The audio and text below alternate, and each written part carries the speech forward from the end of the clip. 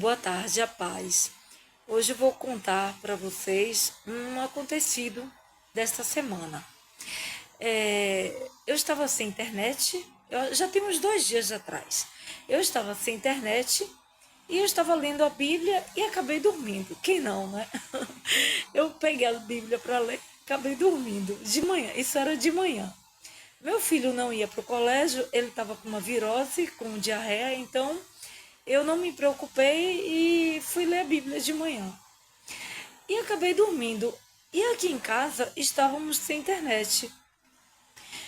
E meu filho, ele tem o costume de ficar ligando por minuto para o meu marido. Liga por minuto para o trabalho dele. Aí como passou a manhã toda, meu filho não ligou. Aí meu marido ligou para mim, não atendi. Ligou para o meu filho, ele não atendeu. Aí ele se preocupou.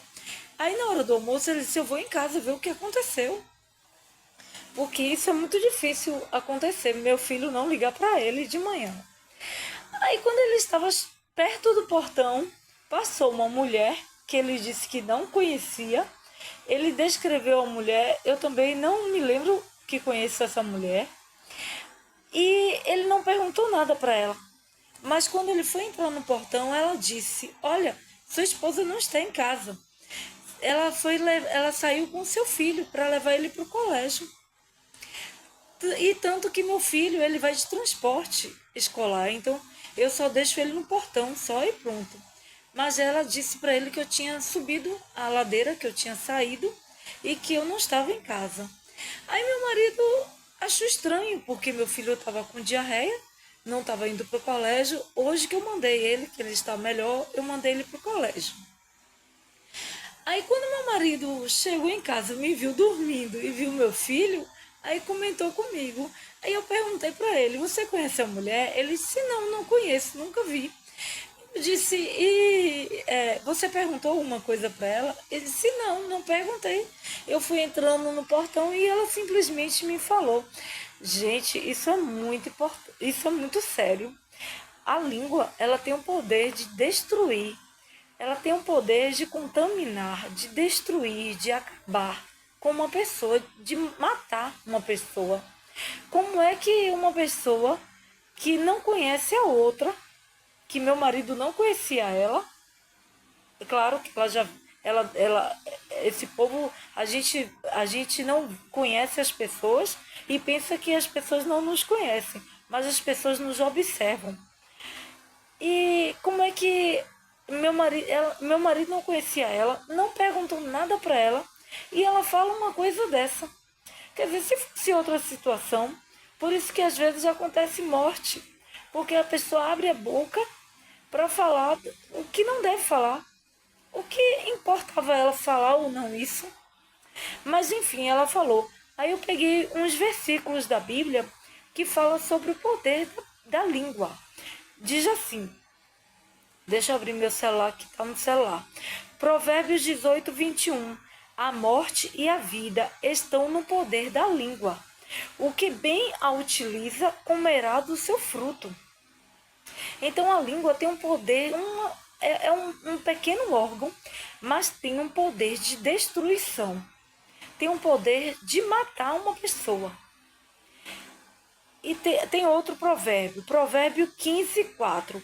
A língua que traz cura é a árvore da vida, mas a língua perversa esmaga o espírito. Temos que ter muito cuidado com o que nós falamos.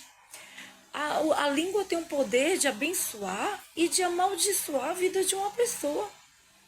Nós não podemos simplesmente abrir a boca e falar o que nós queremos. Temos que pensar bem antes de falarmos alguma coisa, para não destruir a vida de uma pessoa. Uma vez, já tem muitos anos atrás, meu filho, hoje ele vai fazer 10 anos, mas nessa época ele tinha 1 aninho e pouco.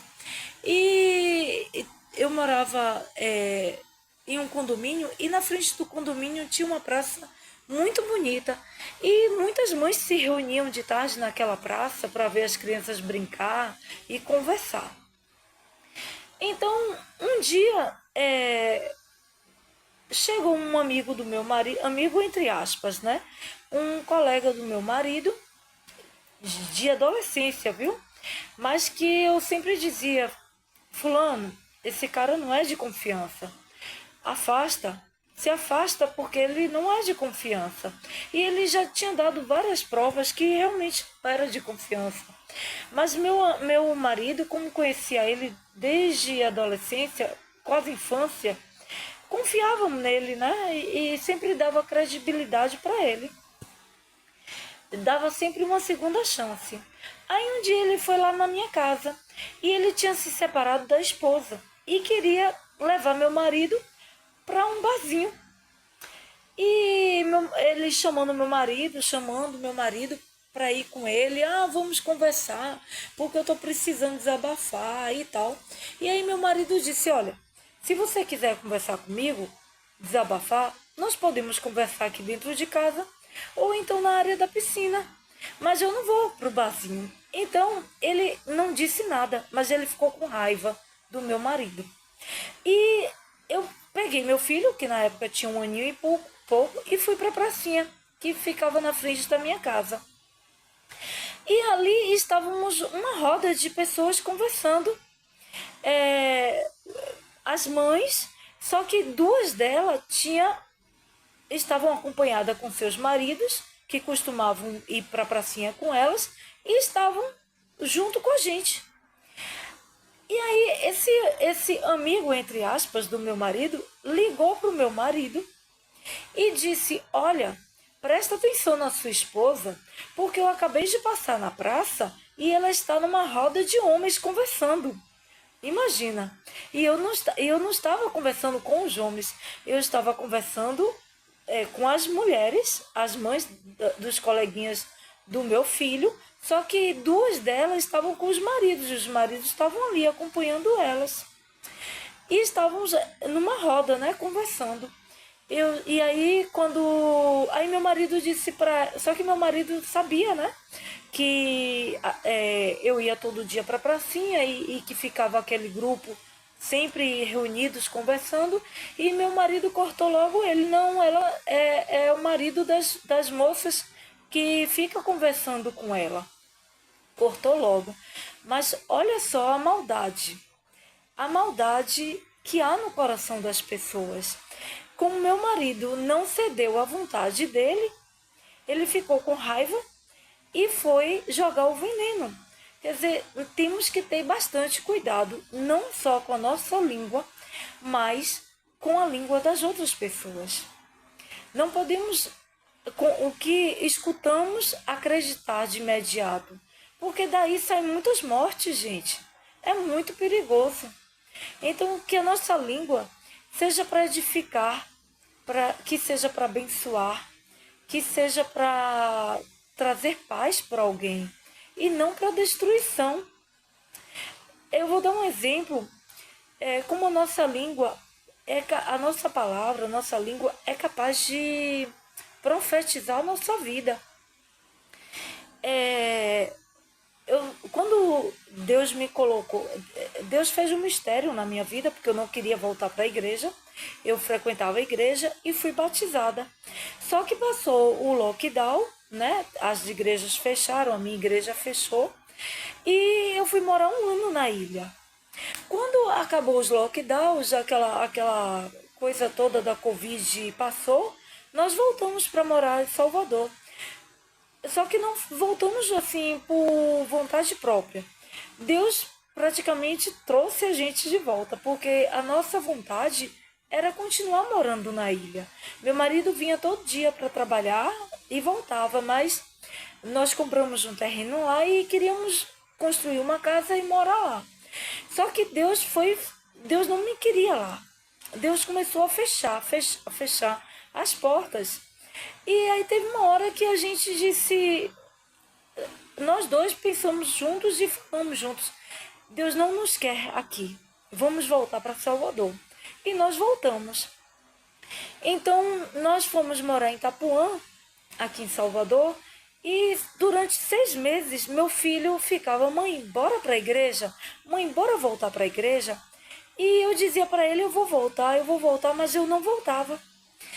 E aí Deus fez um grande reboliço na minha vida. A primeira coisa que ele fez foi trancar minha vida financeira. Que eu tinha uma vida abençoada, boa, morava em casa com piscina e tudo. E então ele foi e trancou. E ele me colocou para morar em cima de uma igreja pentecostal. Depois eu dou esse depoimento porque é muito grande, tem que ser dividido. Meus depoimentos são muito grandes, mas são cheios de detalhes, né? Então, ele fez um mistério que me colocou para morar em cima de uma igreja pentecostal. E eu comecei a frequentar essa igreja. E só que aí ele me deixou assim no básico. Sabe o que é no básico? Não faltava nada extra do que eu estava acostumada. Faltava. Mas assim o básico para pagar aluguel, conta de água, luz, feijão, arroz, açúcar, essas coisas, não faltava. Ele não deixava faltar, mas eu não tinha dinheiro para comprar roupa, né? Então, a igreja que eu frequentava, ela era pentecostal, e ela não proibia de mulher usar calça, bermuda, saia mais curta, nada disso. Era uma igreja mais liberal. Mas depois eu fui para outra, que foi o santuário, que aí já tinha as regras mais rigorosas. Lá a mulher não podia usar calça jeans, nenhum tipo de calça, nem bermudão. A saia tinha que ser do joelho para baixo, então tinha regras tinha mais regras, né, mais rigorosas de vestuários. Então, só que quando eu era ímpia, eu gostava tanto de roupas curtas quanto de roupas compridas. Então, eu tinha alguns vestidos, tinha algumas saias compridas, mas não era muito para quem vai todo dia para a igreja, né? Eu ficava repetindo aquelas mesmas roupas. E nessa eu frequentava a igreja, que eu morava em cima da igreja, e nos dias que não tinha culto, a pastora e eu íamos visitar a, a igreja, o santuário, que depois eu me tornei membro dela. Essa que tem a vestimenta mais rigorosa. E lá nós íamos lá visitar toda quarta e toda sexta. E a minha pastora, que depois se tornou uma amiga minha, e eu fui assistente dela quando eu passei a ser membro da igreja, do santuário, ela tem uma loja de roupas, de vestidos lindíssimos. Não é caro, mas também não é tão barato. E para aquela minha situação que eu estava vivendo naquele momento, eu não podia. Então, um dia estava eu e a pastora, que eu morava em cima da igreja, e estávamos conversando, porque depois do culto ela sempre ia no meu hall tomar um cafezinho e a gente ia conversar. Então, ela me contou, olha, aquela pastora, ela tem, da outra igreja, ela tem uma loja de roupa online. Bora dar uma olhadinha nas roupas dela? Eu disse, vamos. E nós entramos no Instagram da minha pastora. Depois ela se tornou minha pastora. Então nós entramos e tinha muitos vestidos lindos, né? Os vestidos dela são lindos. E tinha muitos vestidos lindos.